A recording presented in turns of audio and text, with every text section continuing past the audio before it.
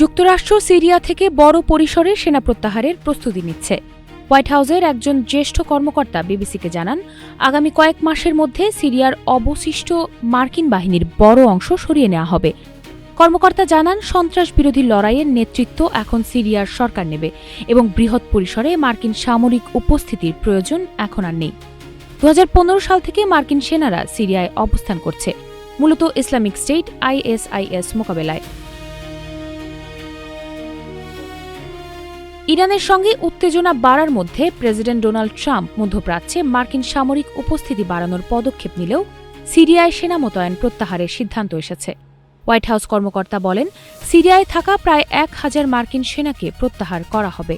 তবে যুক্তরাষ্ট্র এখনও অঞ্চলটির যে কোনো হুমকির জবাব দিতে প্রস্তুত থাকবে। ওয়াল স্ট্রিট জার্নালে খবর প্রকাশিত হয় এমন সময় যখন মধ্যপ্রাচ্যে, বিশেষ করে ইরানের কাছাকাছি মার্কিন সামরিক উপস্থিতি উল্লেখযোগ্যভাবে বৃদ্ধি পেয়েছে।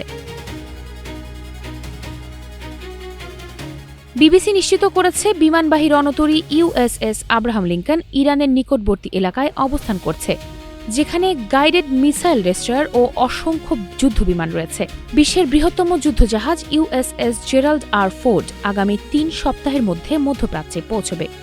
যুক্তরাষ্ট্রের জ্যেষ্ঠ জাতীয় নিরাপত্তা কর্মকর্তারা CBS নিউজকে জানিয়েছে, ট্রাম্প বলেছেন, সামরিক বাহিনী শনিবার থেকে ইরানের বিরুদ্ধে সম্ভাব্য হামলার জন্য প্রস্তুত থাকবে, যদিও চূড়ান্ত সিদ্ধান্ত নেওয়া হয়নি। সিরিয়ায় সেনা প্রত্যাহার, ISIS মোকাবেলা এবং মধ্যপ্রাচ্যের কূটনৈতিক ভারসাম্য, ট্রাম্প প্রশাসনের এই পদক্ষেপ আগামী দিনগুলোতে বিশ্ব নিরাপত্তার মানচিত্রে গুরুত্বপূর্ণ প্রভাব ফেলতে পারে বলে মনে করছেন বিশ্লেষকরা। মাইশা মাহমুদ, নাগরিক প্রতিদিন।